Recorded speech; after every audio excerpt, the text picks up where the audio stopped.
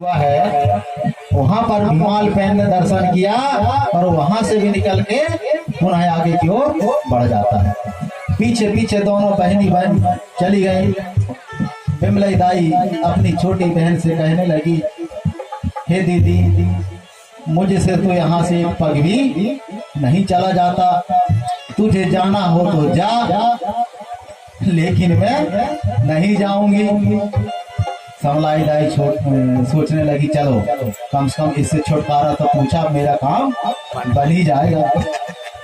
तो साथी जो बिमलाई जो दाई है वहीं ऊंचे पर्वत पर पहाड़ पर चढ़ करके और वहीं पर अपने इष्ट देव खड़ा पैन का गुणगान भक्ति करने लगी, ध्यान मग्न में बैठ गई और वह कहने लगी, मैं आज से यहीं से भीमाल पैन को पति मान लूंगी। हे बहन, तू जा रही है, उसकी खबरिया तू लेके आना और मुझे बताना। ऐसा अपनी छोटी बहन से कहती है। इस प्रकार से साथियों वहीं पर बिमलाई दाई बैठ गई, जिसे हम आज बिमलेश्वरी कहते हैं, बिमलेश्वरी कहते हैं। वह बिमलाई दाई है, लोहंडी राजा की लड़की। लेकिन इसका इतिहास हमको पता था नहीं था, है ना। बिमलेश्वरी किसे कहते हैं? वह लोहंडी राजा गिरोलागढ़ की लोहंडी राजा की लड़की बमलाई दाई और समलाई दाई, बड़ी लड़की का नाम था बमलाई दाई, जो कि वहां पर आज विराजमान है। और जो छोटी बहन थी वो वहां से निकलकर पुनः भीमाल पैन के पीछे पीछे पीछे पीछे चली जाती। उस समय तीसरा पैर लगा हुआ था और तीसरा पैर समाप्त होने ही वाला था और एक गांव पड़ता है, वहां भीमाल पैन घुस जाता है। कौन सा? कोराड़ी। आज भी वह गांव है, कोराड़ी नामक गांव पड़ता है। और उसके पीछे पीछे समलाई दाई भी उस गांव में प्रवेश कर जाती है। जैसे ही गांव में घुसती है वैसे ही मुर्गा की आवाज आ जाती, बोलने की आवाज आ जाती है। तब समलाई दाई भी समझ जाती कि तीसरा पहराव समाप्त हो गया, भीमाल पैन की मुझसे शादी नामुमकिन है, उसको पाने की इच्छा छोड़ देना चाहिए। ऐसा करके वह समलाई दाई भी वहीं पर रुक जाती है। आज भी वहां प्रमाणिक वहां पर थाना है, कोराड़ी ग्राम में। मुर्गा की बांग के देने के कारण उस गांव का नाम कोराड़ी पड़ जाता है। इस प्रकार से भीमाल पैन आगे चला जाता है, आगे चला जाता है और एक नागपुरा नगरी के किनारे एक पीपल के पेड़ के नीचे जाकर के बैठ करके और आसन बना लेता है। और वहां पर से हर गांव में भीमाल पैन भ्रमण करता है, हमारे कोई तोर को ज्ञान बताता है, जो कुछ भी उसने सीखा था।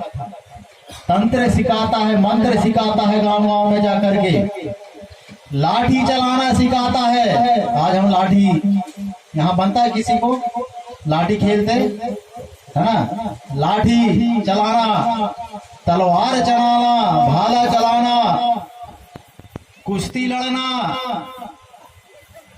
अनेक प्रकार का व्यायाम, अनेक प्रकार की जड़ी बूटी का ज्ञान, तंत्र मंत्र का ज्ञान है, सभी को बताते बताते हर गांव से आगे चला जाता है और हर गांव में एक ठाना बनाता है, हर गांव में एक ठाना बनाता है और उनको कहता है कि यहीं से आप लोगों को करोगे तो मैं यहीं से आपकी इच्छा पूरी करूंगा। जो भी आप मुझसे मिन्नत करोगे, जो भी आप मुझसे मांगोगे, आपकी हर समस्या का समाधान अवश्य होगा, हर समस्या का समाधान अवश्य होगा।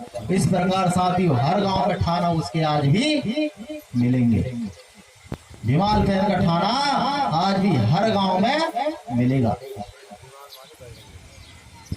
इस प्रकार से हर गांव में ठाना बनाते बनाते हम सगा समाज को शिक्षा दीक्षा देते देते जड़ी बूटी का ज्ञान सिखाते, तंत्र मंत्र का ज्ञान, कुश्ती का ज्ञान, मल्ल युद्ध का ज्ञान, हर प्रकार का ज्ञान सिखाते सिखाते आगे बढ़ता जाता है। अब जब बहुत दिन हो जाते हैं वह अपना धाम वापिस नहीं आता, लांजीगढ़ वापिस नहीं आता, तब इधर क्या होता है, उसके जो माता पिता हैं बहुत दुखी होते हैं और विचार करते हैं कि आखिरकार हिमाल पेन गया तो कहाँ गया, गया तो कहाँ गया, इतना दिन हो गया घर वापिस नहीं आता। और अपने अपने जो बेटे बच्चे थे 6 बेटे, उनको बुलाकर कहते हैं बेटा हिमाल पेन तुम्हारा जो बड़ा भाई है घर से बहुत दिन हो गए निकला है लेकिन अभी तक वापिस नहीं आया, आप एक ऐसा काम करो, आप जाओ और उसको ढूंढ करके ले आओ।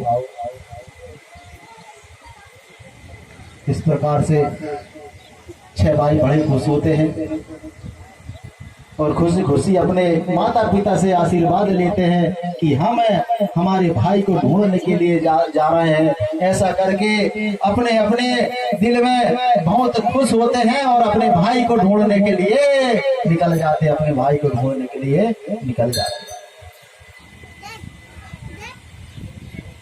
जिस गांव में भी वो जाते वहां हिमाल पेन के बारे में पूछते तो सभी के द्वारा बताया जाता कि हाँ एक आया तो था लेकिन उसने ठाना बना दिया गया है, हम इसकी पूजा अर्चना करते हैं और जो भी हम मांगते हैं वो पूरी हो जाती है।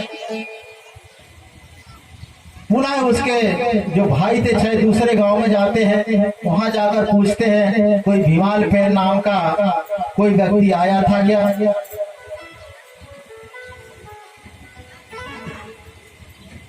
तब उस गांव वाले के द्वारा भी बताया जाता है कि हाँ आया तो था, हमको ये सिखाया वो सिखाया ये ज्ञान दिया है और उसने ये ठाना बना दिया गया है। इस ठाना में हम जो भी हमारी समस्या आती है इस ठाना में हम पूजा अर्चना करते हैं, हमारी समस्या ठीक हो जाती है। सभी भैया ने सोचा यार क्यों ना हम भी हिमाल पेन की तरह कार्य करें, जैसे उन्होंने ठाना बनाया है वैसे ही हम भी ठाना बनाए।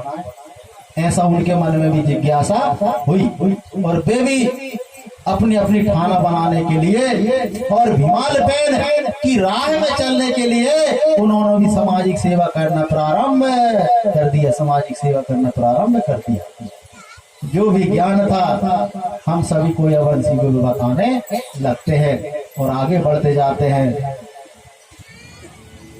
जहां जहां उन्होंने ठाना बनाया था, जैसे कि मैंने आपको बताया था मुकेशा देव माने खीला मुठुआ, खीला मुठुआ जो कौन सा देव कहलाता है, खीला मुठुआ कौन सा देव कहलाता है, गौठाना पर बैठा है, अर्थात गौठाना पर इन्होंने ठाना बनाया। गाय भैंस यदि आपकी कोई भी गाय भैंस कहीं जंगल पहाड़ हार में गुम जाती है तो खीला मुठुआ के नाम से एक नारियल आप उनको बता दे तो अपने जो गौ माता है वो वापिस आ जाती है। ऐसे शक्तिशाली देव है। और तीज त्योहार में ले ले हम तो खीला मुठुआ की पूजा कब होती है, खीला मुठुआ की पूजा कब होती है और कैसे होती है, इसके बारे में हम अभी बताएंगे। इसके बाद जो जाटवा पेन है ठाकुर देव बाबा तो बिदरी सजोरी बीज की रखवाली के लिए इस देवता को माना जाता है। और हिरवा देवता जो हरदुलाला के नाम से जानते हैं, जो शुभ घड़ी संकेत देने वाला देवता माना जाता है, मैंने अभी बताया। और बानवा जो देवता है सही रास्ता बताने वाला देवता माना जाता है। इस प्रकार से हिमाल पेन हवा पानी को बस में करने वाला, केशवा घाट के घटवैया, और भाजपा पेन गली रास्ता बताने वाला, अर्थात हमारे लोगों को अनेक प्रकार का ज्ञान नहीं था, कुआं खोदने का ज्ञान नहीं था, तालाब खोदने का ज्ञान नहीं था, तालाब कैसा खोदाया जाता है सब किन्होंने बताए, इन्हें भूरा भगत और कोतमा के बच्चों ने।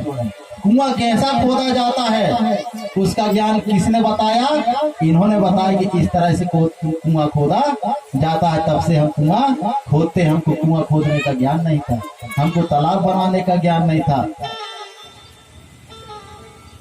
इस प्रकार से कोई ज्ञान बताएगा तभी तो हमको ज्ञान आएगा ना। अब दादा को बक्खर बनाते बनता है और मान लो फलाना भाई ये भैया को बक्खर बनाते नहीं बनता और इनसे कहीं भी बक्खर बना दे यार तो बना देगा जी क्या है? नहीं बना पाएगा ना। हाँ, यदि दादा इसको सिखा दे और बता दे कि ऐसा ऐसा बक्खर बनाया जाता है तो इससे बक्खर बनाते बन जाएगा। इसी प्रकार इन सभी लड़कों ने उन सभी कोयावंशियों को गांव-गांव में जाकर जिस प्रकार भीमाल पेन बाबा ने ठाना बनाया था उसी प्रकार इन्होंने भी ठाना बनाया। तो किसी ने खेत में, हार में, किसी ने पहाड़ में, किसी ने गली गैल में, इस प्रकार से खाना बना करके आज वही देवता हमारी रखवाली करते हैं, साथी हमारी रखवाली करते हैं। बोलिए प्राकृतिक शक्ति फड़ा पहनता, प्राकृतिक शक्ति फड़ा पहनता। हमारे जी चलिए छोटा सा गीत।